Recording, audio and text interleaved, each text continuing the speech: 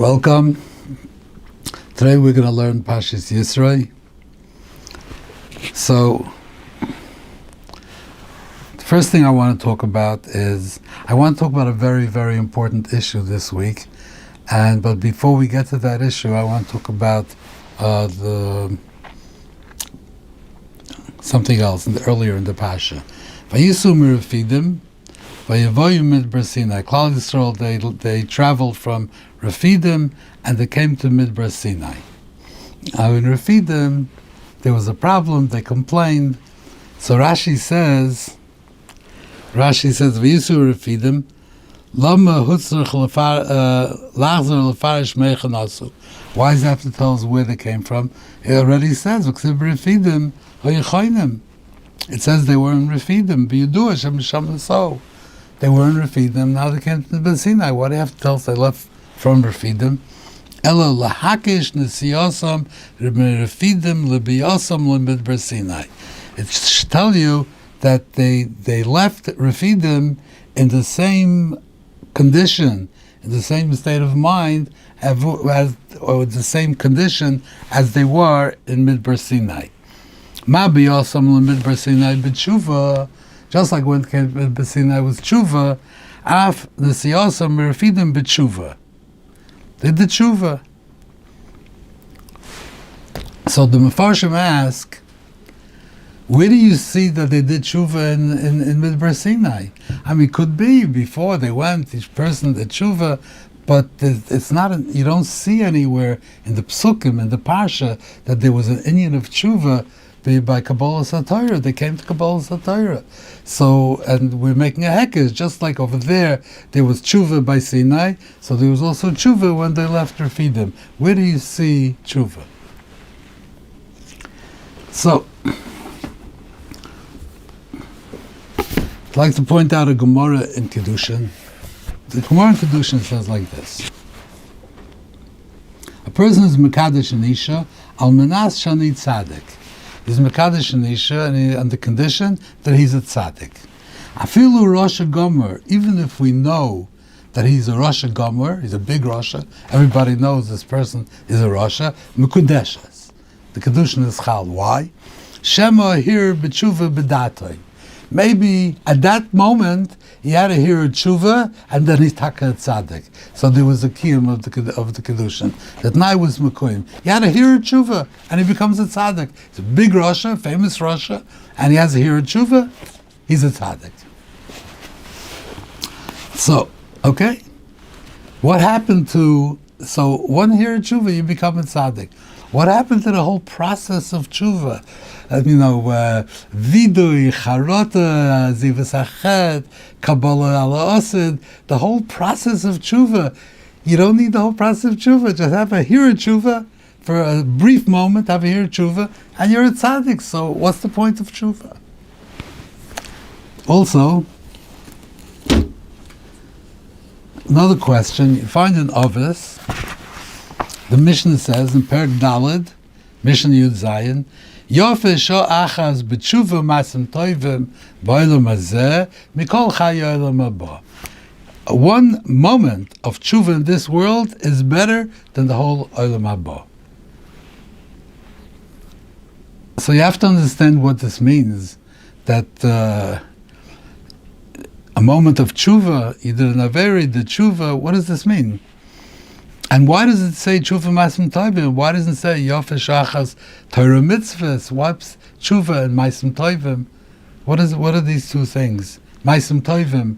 I mean, there are many mitzvahs a person can do. What's masim toivim? Also needs an explanation. And I also mention one more Gemara before we get. It's a Gemara in Pesachim. Gemara says, Shiva dvarim nivru koidim shenivra olam ve'elahein Torah, Utshuvah, V'Ganeden, Gehenim, Kisyakovet, Beis Mikdash, Moshe Mashiach. One of the things that was created before the world was created, it was a prerequisite that had to be there before the world was created, was Teshuvah.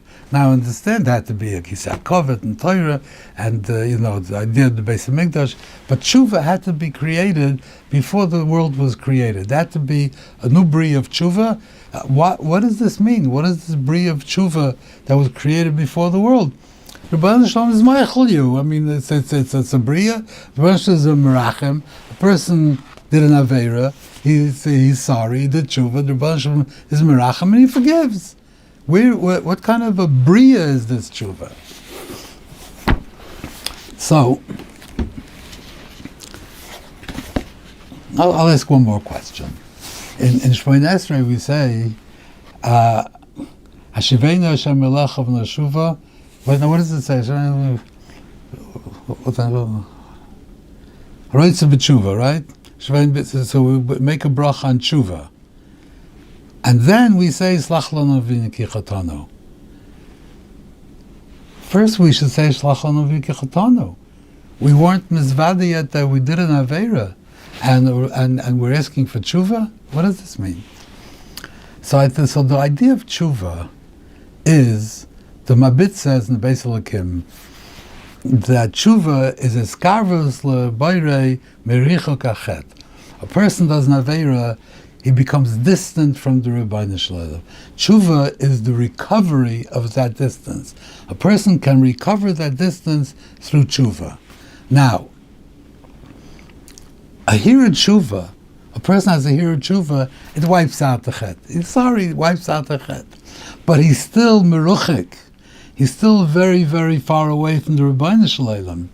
He needs the process of tshuva to bring himself closer to the Rebbeinu Shalom. Since he was nisrachik, then he has to really, do vidui and charota and the whole process, and as he was achet, that all these things he has to go through this whole process. This will bring him back the kurva with the Rebbeinu Shalom. But tshuva really is something which is independent of chet. The idea of tshuva is that a person, by an act of will, can bring himself closer to the Rebbeinu Shalom. A person is where he is, he didn't do any averis, and he wants to come closer to the Rebbeinu Shalom. So there's a process of coming closer to the Rebbeinu Shalom which is called tshuva. And that is something that was created before the world existed. That it's an idea, a process, a concept that it's possible to become closer to Rebbeinu Shalom with an act of will. Just however we're going to define, a person does teshuvah. Teshuvah is something separate from davening. Teshuvah means I want to be close to Rebbeinu Shalom, and that is Mekar present to Rebbeinu Shalom. So that has nothing to do with Rebbeinu Shalom being Moichel you and Rachmanas. Rebbeinu Shalom is Merachem, he's Moichel you. But how does a person recover? How can a person recover the richuk of the chet, or even without the chet? How can a person become a kurv to Rebbeinu Shalom? That is a new bria called tshuva. And when we say in davening, we hit the bracha on tshuva, that's not. Of course, when you do a chet, you have to use tshuva, but you can do tshuva without doing a chet. You don't need to do a chet, you can do tshuva. The idea of tshuva is that tshuva, you can be makar of yourself to Rebbeinu Shalom with an act of will. So what the Mishnah is saying over there in Ovis is that, of course, the Torah mitzvahs, Bailam Hazeh, Olam Haba is all, the Torah mitzvahs you learn here, you have there, it's all the same. But tshuva and ma'asim tovim are two ways that a person can draw himself close to the Rebbeinu Shalom. He could do tshuva without a chet. He could do tshuva, which doesn't exist in Olam Haba. Torah exists in Olam Haba. The tshuva that a person should be miskar to Rebbeinu Shalom through an act of will does not exist in Olam Haba. Ma'asim tovim is also what are ma'asim tovim? How are they different from tefillin or lulav? Ma'asim tovim is velachta b'drachav. When you medama to the midas of the Rebbeinu Shalom, when you emulate what he does, that also draws you close. So a person could draw close to Rebbeinu Shalom either through tshuva or through ma'asim tovim. These things only exist in Olam Hazeh, where a person could be a hoiler, could be constantly in the process of becoming closer. Olam Haba is a static world.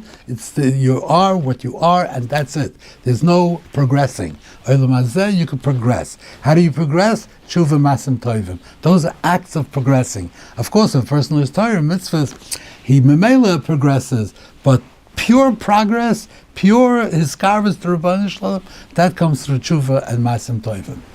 So, what Rashi is saying by Refidim, Rashi is saying that when they came to Midbar Sinai, that was the ultimate of Iskarvus to Rabban Shalom. This was, he was Mekarvus to bring us to Har Sinai. That was Kurva. That was Teshuvah. That was active Teshuvah. Coming to Har Sinai and standing by Har Sinai and being Makabel the Torah and having having the Nevuah and the Gil Shechina and everything. That is that is Teshuvah. That is Teshuvah, means coming close, approaching. So that is there. So he's making a hekesh that just like over there was a Iskarvus. It was the chefs of Iskarvus. It was like pure tshuva. So Huadin, same thing. Once left Rafidim, they also left with tshuva. That's what I want to say about this. Now I want to talk about this important issue. So, everything is important. Tshuva is very important. But this, what I want to talk about now, has to do with it goes to the heart of our Amunah. It says, by the Aseres Dibros, Anochi Hashem Elokecha, Asher Hotzisicha Meretz Mitzrayim. I am Hashem, your Lord, who brought you out from Mitzrayim. So Rashi says like this: Lama Amar B'Lashon Yochid. It doesn't say Anochi Hashem Elokechem Asher Tzeisi Eschem Meretz Mitzrayim. No, it says Anochi Hashem Elokecha Asher Tzeisicha Meretz Mitzrayim. B'Lashon Yochid. It should be B'Lashon Rabbim. Lama Amar B'Lashon Yochid Elokecha Litein Pischem Pel Moshe L'Lamed Sanaguria B'Maisa Eigel.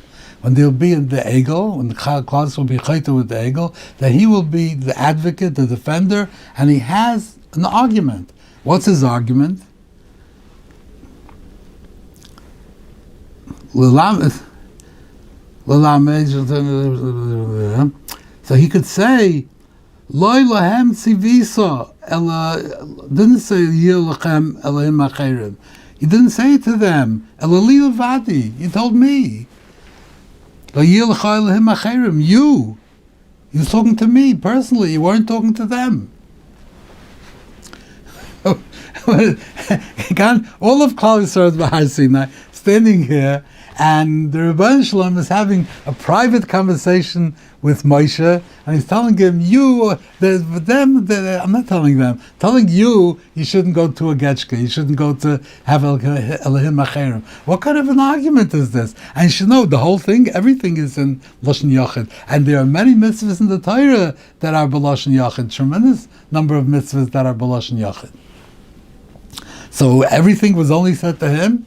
He was the only one who got the mitzvahs and got the Torah, and the rest of Klal Yisrael didn't get the Torah. What is he saying? It's a plea of this Rashi. Okay.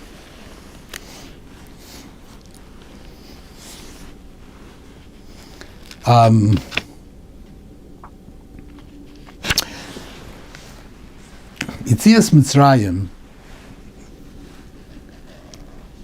How many mitzvahs are there in the Torah that are related to Yitzias Mitzrayim? How many mitzvahs? I think I didn't count it lately, but I think one time I saw that the number was 125 or 124. And numerous mitzvahs are connected to Yitzias Mitzrayim. Some of them are the direct mitzvahs of Yitzias Mitzrayim. Sipur Yitzias Mitzrayim, Matzah, all the Pesach, all these things, and there are many that just mention Yitzias Mitzrayim. Don't eat shrotzim, ki anochi Hashem lokecha hamalcha meretz Mitzrayim. Just mention it. It's just just tangential to the Isser. But it's mentioned many, many, many times. Shabbos, like we have over here, the Zochas Yom Shabbos L'Katshoi. Why? It's Zeichel Ma'aseh Bereishis. And then in Ves Chanon, the Aseres Dibros, it says that the Kevah the Yisro Beretz Mitzrayim, that you should remember Yitzias Mitzrayim. So there's two things: you remember Ma'aseh Bereishis, and you remember Yitzias Mitzrayim through Shabbos. And in Kiddush, we say both. Zeichel Ma'aseh Bereishis, Zeichel Yetzias Mitzrayim. We say both because that appears in both times in these Aseret Deibros and those. But in the Shemoneh Esrei, when we daven on Shabbos, we have 3 tefillas. At night we talk about Brias Olam. We say Vayichulu Shema V'Aretz. Talk about Brias Olam. In the morning we talk about the Shmir Shabbos. Right? Chen Kosman Shmir Shabbos. V'Lo Nesate L'Goyim. The mitzvah Shmir Shabbos that we talk about in the morning. And by Mincha we talk about Menucha, but we don't mention Yetzias Mitzrayim. So it means that Yetzias Mitzrayim is not essential to Shabbos. It's not really what Shabbos is about. Shabbos is about Shabbos Bereishis. Shabbos is about Brias Olam. But even though Shabbos is about Brias Olam, the Torah will connect it somehow to Yetzias Mitzrayim. Numerous mitzvahs are connected to Yetzias Mitzrayim. How many times do we mention Yetzias Mitzrayim in Birchas Kriyas Shema? Yeah, we do. Now, how about the Mattan Torah? So, if we had a choice, let's say we have the 2 seminal events of our history are Yetzias Mitzrayim and Mattan Torah. Yetzias Mitzrayim was a preparation for Mattan Torah. Fine. But let's say the Rebbeinu Shalom was only going to do one. I mean, he could have given us the Torah without Yetzias Mitzrayim. Of course, Yetzias Mitzrayim prepared us, I understand. And it's really very important. But let's say there would be only one. So either Yetzias Mitzrayim with no Mattan Torah, or Mattan Torah with no Yetzias Mitzrayim. Which one is better? Which one would we prefer? Which one would we choose? Mattan Torah. That's who we are. Mattan Torah. If we had Yetzias Mitzrayim without Mattan Torah, we would just be goyim who had a miraculous thing happen to us in the past. So Yetzias Mitzrayim is important. Mattan Torah is more important. Okay. How many mitzvahs are there that are connected to Mattan Torah? How many? 124 to Yetzias Mitzrayim. How many are connected to Mattan Torah? 1. Mission to the here.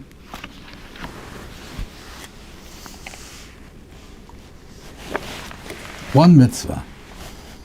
Rak yishomer lecha shmor nafshecha ma'od pen tishkach es advarim ashro einecha pen yisuru milvavecha. You have to remember Yoim Eshamata v'nei Hashem l'kacha b'chayrev v'atikru v'matam tachas ahar v'har bar b'esh d'lev v'shemayim chayshech hana v'arafa.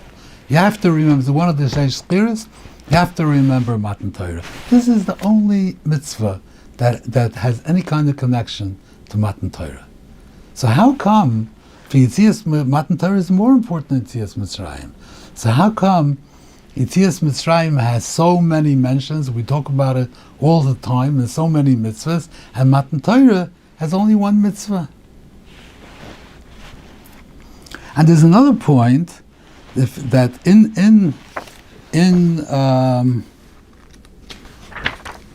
here, the Maisa, when it happened in Mattan Torah, V'har Sinai Oshun Kuloi Mipnei Asher Yorad Alav Hashem Ba'esh, because Hashem came down on the mountain and there was a fire. However, in the mitzvah of Yishomer Lecha, it says V'har Bayer Ba'esh Ad Lev Hashomayim. It tells you when we're supposed to remember Mattan Torah, so we remember that the fire was in flame, and the flame went all the way up to the heart of the heavens, which is, I don't know, the stratosphere, I don't know what it is. But a huge fire went all the way up. Here, it doesn't say that. Where it actually happened, it doesn't say that. It just says a har bar b'esh. Okay, so, let me...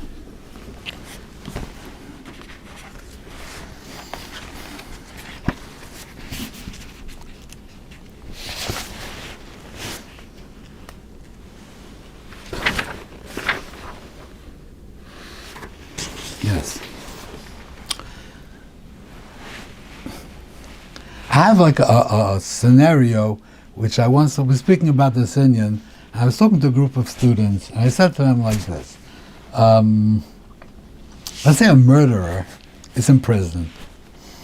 10 years later, he comes to the warden and he says, "You have to let me go." He says, "Why?" He says, "Because you go online or you read in the books, you'll see that within 7 to 10 years, all the cells of a person are exchanged. All the old cells are gone, and you have new cells. So it wasn't me. I didn't kill it. I didn't kill anybody. All my cells have gone. Even the cells in the decision-making part of the brain also get exchanged.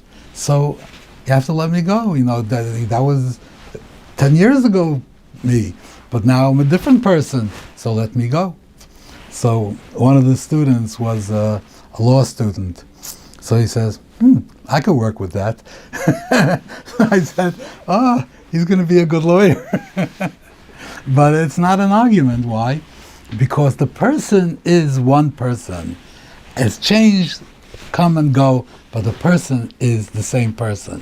The cells come, cells go. But the person is the same person. So look what the Gemara says here in Tamura.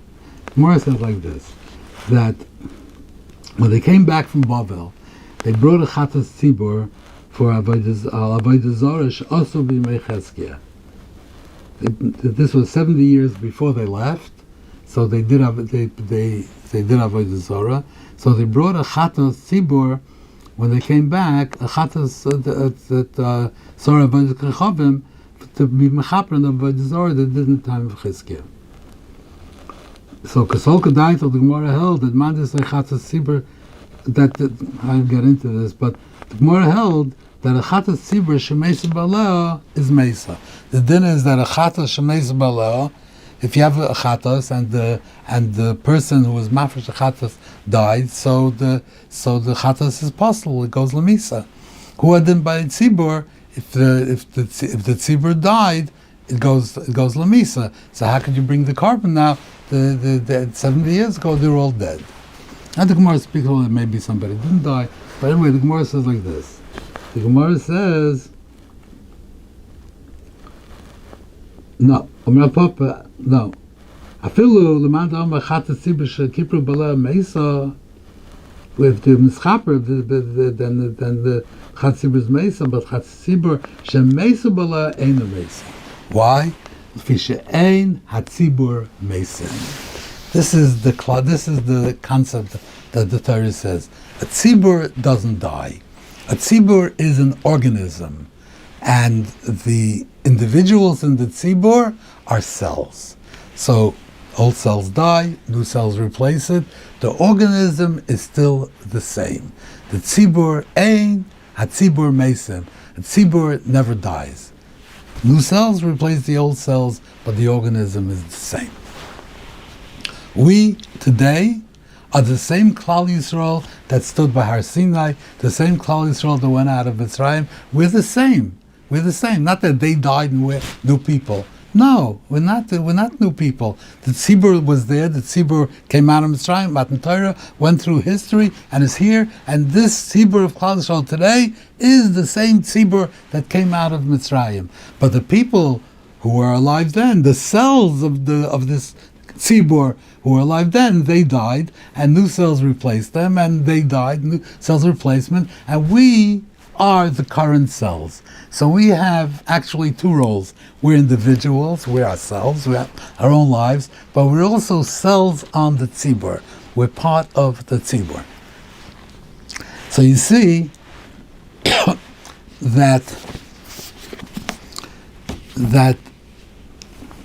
the tzibur, even though nobody alive today was over on chatas, it was over on avodah zarah. Nobody that's alive was over. Came back from Bavel, new people, but the tzibur is alive. And if the tzibur is alive, the tzibur needs a kapara. So all the people alive today, as the tzibur, need a kapara. That's what we see. The tzibur has a chet. Even though we didn't do it, the tzibur has a chet. So, what Moshe is saying over here, he's saying, so I would like to say this pshat, that and this is a pischem peh, and it's a legitimate taina, because the Rebbeinu Shalom fed it to him. He told them, I'm giving you the opportunity of saying, no, I was talking to you, not to everybody else. So obviously there's substance to this taina. And maybe it worked. Hashem gave it to him. It worked. How did it work? I mean, what does this mean? He's talking to him? He's not, nobody else? So I think what Moshe was saying is that you were talking to me as an individual. You were not talking to the whole tzibur, as a tzibur. This was to me as an individual. And who had been to every other individual? But Avodah Zarah is an individual Aveira. It's not an Aveira that was given to the klal. It wasn't given to the tzibur. The tzibur was not mitzvah not to do Avodah Zarah. So if they do Avodah Zarah, the people that do Avodah Zarah, they have an individual responsibility for it. So what happened by the Eigel? They went, they killed 3,000 people. So all the people that I'm assuming nobody got away. So those people that died, that did it, they died. But they were individuals, so they deserve to die. Why does the whole tzibur have to suffer for this? Is this a chet of the tzibur? That's what Moshe was saying. It's not a chet of the tzibur. It's a chet of yechidim. So let the yechidim pay the price. But why should the whole tzibur be punished for this? Moshe wanted to destroy Klal Yisrael. He wanted to do so. He wanted to punish the tzibur. Why? That's what he said. The tzibur shouldn't have to be punished, because whether it was given to the tzibur or not. But certainly we thought so,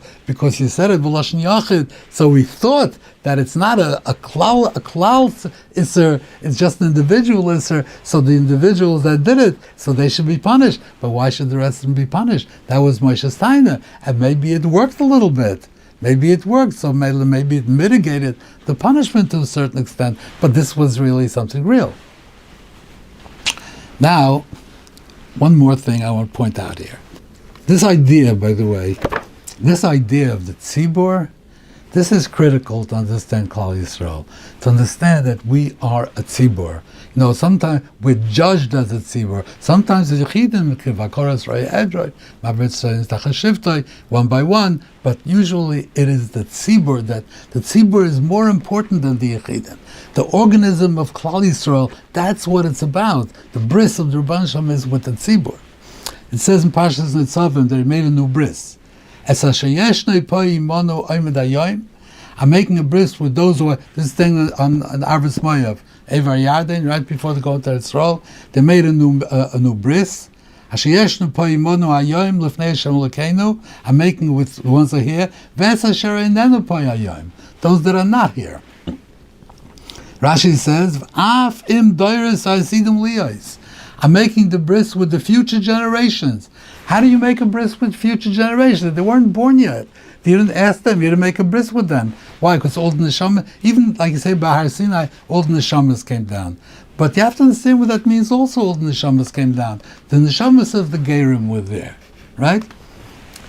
If the neshamas of the Gerim were there, then they have no bechira anymore. What's the bechira? If you know, of course, the Rebbeinu Shalom, Yediyah and bechira are not a stira. The Rebbeinu Shalom could know what's going to happen in the future. He circumvents the whole world, and he knows what's going to happen in the future. But if in this world the neshama of the ger came down and was there at Har Sinai, then of course he has to become a ger. So he has no bechira. So why? V'haftam sager, because he chose. He had no choice. He had to. His neshama was there.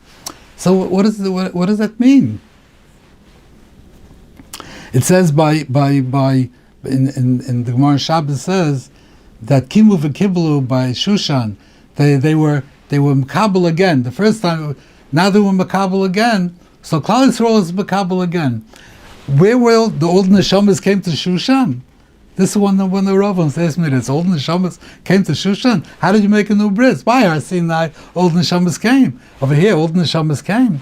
No, the word old neshamas came means that the neshama klalis was there, Klal Yisrael was there. Any ger that becomes a ger and is mischaber to Klal Yisrael and becomes integrated into the tzibur of Klal Yisrael, then he was there because the tzibur was there, and he is part of the tzibur. So, but he as an individual, he wasn't there, and he had the bechira to become a ger or not. But as neshama klolus was there. So all the future generations are part of that neshama klolus, and therefore you make a bris. The bris obligates all future generations. That's what it says over here. The neshama klolus, the klal.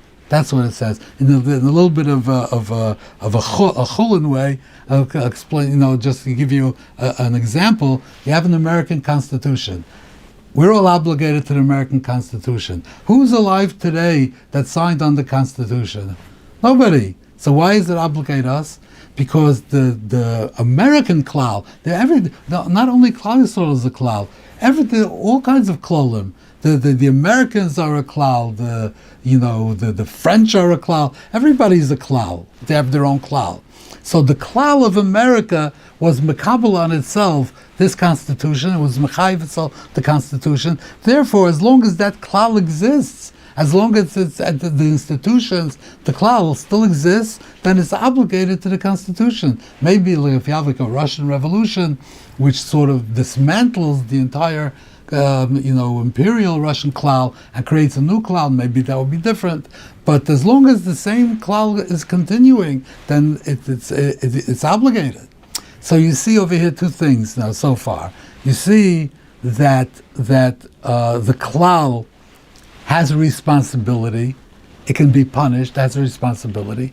You see that the klal can obligate itself, and the obligation devolves on the klal, and it follows the klal through all the individual changes of cells back and forth, but the obligation that the klal takes on itself continues, can say that as long as the klal exists, all the obligations that it assumed, the bris that it made exists, and is mechayiv the klal. So therefore you can make a bris, esher yeshnu pai, ves esher inanu pai.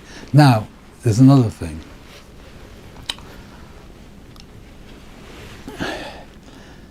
In 1999, there was war in Kosovo. Kosovo was part of the Yugoslav Confederation.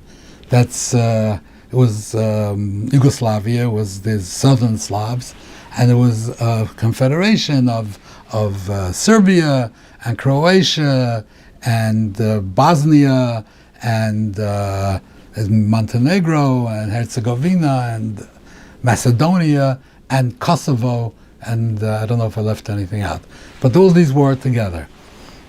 And in 1999, the Yugoslav Confederation disintegrated, and all these countries, all their old grievances came back up, and they took revenge. So there was actually it was before 1999, but this happened in the early 1990s. So the Serbs took revenge on the Kosovars, and they attacked Kosovo, and there was ethnic cleansing and all kinds of things were going on. We had to send bombers there to stop it. It was like a war. It was a really heavy war. What were they taking revenge for? They were taking revenge for their ignominious defeat at the hands of the Kosovars in the Battle of Kosovo. The Kosovars defeated them, and they wanted payback. They wanted to get back at them. 1999. When was the Battle of Kosovo? When was it? 1899? 1799? No. It was in 1369. In 1369, there was a battle, and there was like a humiliating defeat, and the Serbs want revenge, and they waited 600 years. Later, 630 years later, they took revenge on the Kosovars for the humiliation that they suffered at the Battle of Kosovo in 1369. Now, after that, there was the Ottomans came in, and the Ottomans conquered the Balkan Peninsula, so they had control. So everything there was a lid on it. And then after the Ottomans, then the Yugoslavs, Tito and the Yugoslavs, then there was another confederation which had another lid on it. But once the lid came off, it came out, the revenge. 600 years later, Ritzicha, hatred. What How did this happen? Did they read it in a book? They never forgot it. The Serbians never forgot their humiliation, and that hatred and that revenge, it percolated and it boiled, and it continued for 600 years until they had the opportunity to take revenge. So this was not something that they read in a book, and not something somebody told them. This was a living memory. The memory came down over the years. Every time they were sitting there and their parents were saying, if I can get a hold of the Kosovars, I'd rip their throats out, and they heard it from their parents, and the memory continued, it passed down, and it was not forgotten 600 years later. Not only the fact, but the feeling, the rage, it all came down, the memory preserved it. I was born after the Holocaust. But, people deny the Holocaust. You could deny the Holocaust, say, is it this, is it that, but you can't deny the Holocaust if somebody was there. Somebody remembers it. Now, I remember it, even though I wasn't there, because it was part of my life. When I was growing up, people were coming out of Auschwitz and refugees, and this, they were here. It was all part of my life, the Holocaust. So even though I wasn't there, I shared the collective memory of the Holocaust. It's something that I shared. That memory I had, even though I didn't have it as an individual, I had it as part of the collective. And this continued for a while. I don't know if today it still exists. I don't know if we have a collective memory of the Holocaust, because we didn't do very much to preserve it. We have a collective memory of the Churban. We have a collective memory of the Churban. We really remember the Churban because it's such a big part of our lives. Talking in America. Let's say you would say that there was no slavery in America. How do you know there was slavery? Because you have documents? Because you have, how do you know there was slavery? Because it says in the history books. History books lie all the time. Documents can be falsified. How do you know? We know because we remember it. Because race is the biggest component of our social consciousness now. American life is all about race, all about, the whites hating the blacks and the blacks having resentment. It's all there, it's alive. This is not something that's just a fact that we are told. We witness it, we share it, we remember it. Even like I remember it, even though I was born here. My parents came from Europe, and still, but by being here and being part of American society and being part of this klal, then we have whoever's part of this society shares the collective memories, and the American society has a very powerful collective memory of slavery, and whoever's part of that society shares it, even though nobody's alive who's ever there, but whoever witnessed the slavery.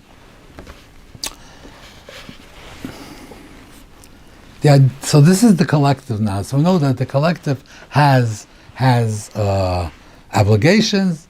It has it can be punished. And we know that the collective has a memory. Collective has a memory. Klal Yisrael has had. How do we know that Yetzias Mitzrayim happened? How do we know? We have philosophical arguments, and we have evidence. We have this. So evidence can always be disputed. The only thing that cannot be disputed is a memory. If you remember, you can't be disputed. All the professors in the world could write history books saying that slavery never happened. It won't make a difference because the memory is there. You cannot dispute a memory. So the Torah came here and made all these Zeichel Yetzias Mitzrayim. It wasn't time to put up memorial plaques. The Torah, the genius of the Torah, the genius of Chazal, was to construct a memory of Yetzias Mitzrayim that would last forever. How did the Torah do this? By every part of our life. It wove Mitzrayim into every aspect of our life. Everything that we do.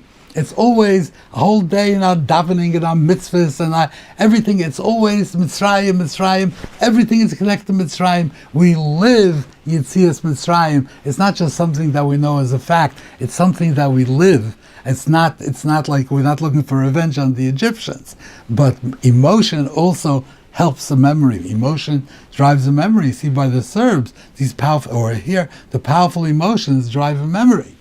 So, of course, if we take this memory that the Torah constructed for us, and we invested with emotion, religious emotion, if we invested with, like we spoke about it in Parshas Boy, about having an emotional connection to our ancestors in Mitzrayim, to caring about it, so that would infuse emotion into the memory. So Yitzias Mitzrayim is woven into our life. Wherever we turn, it's all Yitzias Mitzrayim, and as much emotion as we put into it just makes the memory stronger. With less emotion, it's still there, but it's still, but it's not as strong. The more emotion we put into it, the more that's why. Okay, now I go over there. So, and that's why we always talk about Yitzias Mitzrayim. Why don't we talk about Mattan Torah? The reason we don't talk about Mattan Torah, because you cannot construct a collective memory on Mattan Torah. Mattan Torah, we can construct a collective memory on Yitzias Mitzrayim because our minds can conjure the images of being exploited and oppressed, being beaten by slave masters, walking out of Mitzrayim with sacks on our shoulders, the sea splitting and we go through it. All these things are things that we can conjure in our minds. We cannot conjure in our minds Mattan Torah because Mattan Torah was a nevuah. We were all Nevi'im. It says in the Psikta, the Rambam talks about in the Meira, everybody was a Navi. You saw Gilui Shechina. We stood at Har Sinai and we saw Gilui Shechina. So how did you remember Gilui Shechina? What did it look like? V'ham royim es hakoilos. We saw the koilos. How do you remember seeing the koilos? We have no context for that. We cannot remember such a thing.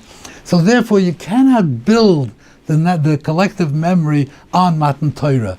We can remember Mattan Torah in the context of Yitzias Mitzrayim, because we were going out of Mitzrayim and we're counting Sphira and we're going to Har Sinai and there we got the Torah. So therefore, connected to Yitzias Mitzrayim, we can remember Mattan Torah. But actually, Mattan Torah itself, the event, the Ma'ira of Mattan Torah, it's not possible for us to remember that.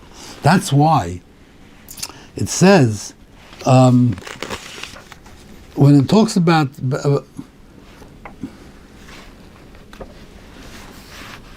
even Shavuos, it says in Berei, the Parsha of Shavuos, Shiva Shavuos Sispalach Machal Chamesh V'samach L'fnei Hashem Elokecha. Why? V'zacharto ki eved Yisro b'Mitzrayim. Shavuos is Eigel Yitzias Mitzrayim. Everything is Eigel Yitzias Mitzrayim. Zeichel Mattan Torah is not possible. The only thing that we have is the mitzvah of Ishomer Lecha, and if you notice, on the Sheish Chiris, all of them is Tizkar, you should remember, and by the mitzvah of here, it's a different lashon. It doesn't say Tizkar. It says Ishomer Lecha, Shmar Nafshcha Ma'od. It's a very difficult thing, but make sure that you do not forget that you keep a memory of Mattan Torah. What can you remember of Mattan Torah? So the Bach says, and Simon Mem Zayin, that you have to remember Mattan Torah, but you make Birchas HaTorah. What do you remember? You remember that there was a fire. A fire! A fire is not a nevuah. There was a fire. So that's what we can remember. We can remember the fire. So we have to remember there was a Mattan Torah. We remember we stood by the mountain and there was a fire. That is the extent of the memory that we have from Mattan Torah. Anything else that happened there, we cannot remember. We know what happened there because it says in the Torah, because we believe it, because we believe in Mattan Torah because of Yitzias Mitzrayim. So we believe everything is Yitzias Mitzrayim. The whole Emunah is based on Yitzias Mitzrayim. That's why in Parshas Yisro, when it says that you should, and when it talks about that the mountain was burning, there was an eish, says there was a fire. But when it comes to the mitzvah v'shomer lecha, it's a small point. The fire on the mountain was a minor detail in the whole event. It was a Gili Shchina, Livas HaSapir. It was a Gili Shchina. And there was a fire. Okay, so there was a fire. It's very minor in the whole context of Mattan Torah. However, when it comes to the mitzvah of Yishomer Lecha, and then the only thing that we can remember is that fire. So the Torah takes that fire, it takes that detail of the entire portrait, and it enhances it for us, and it tells us that it was Boyer Ad Lev HaShamayim, that it was a huge fire, and now we know about the fire, because this is all we can remember, all we can talk about is this fire. So anyway, so this I think is and this is so it all comes back to this. It comes back to the idea of the klal. The klal can make obligations. The klal can be punished for averis. The klal can do averis, and the klal has a memory. And the memory of the klal is built on Yetzias Mitzrayim, not on Mattan Torah, and that's why everything is all the time we mention Yetzias Mitzrayim. That's why we don't mention Mattan Torah, because we just don't mention it. There's a function to mention. This is the genius of the Torah. Yetzias Mitzrayim, wherever you turn, it's Yetzias Mitzrayim. Everything we do is for Yetzias Mitzrayim. Make Kiddush, everything we do, Shabbos, everything is Yetzias Mitzrayim. So that keeps the memory of Yetzias Mitzrayim alive, because it's our life. That's why. And this is how it could go on forever. And as much koyach as we put into this memory, that's how much this memory continues with power. But just the fact alone that it's in, you see people that are not religious, I read somewhere that American Jews, 50% go on Yom Kippur, will go to any kind of a shul, 50%. 85% will make a seder. Why is that? Why? Okay, so there's food, I know. You fly across the country for food, family, because everybody has the memory. So to them, the memory extends to coming to the seder. They understand how critical it is, how important it is. They remember Yetzias Mitzrayim on some level, and that's why they come. But if we keep the Torah, then it's everything that we do every single day. The memory of Yetzias Mitzrayim is built into it, and in that way it could go on forever. Ad B'yaz Ga'il Tzedek. Thank you very much. I hope to see you again next week.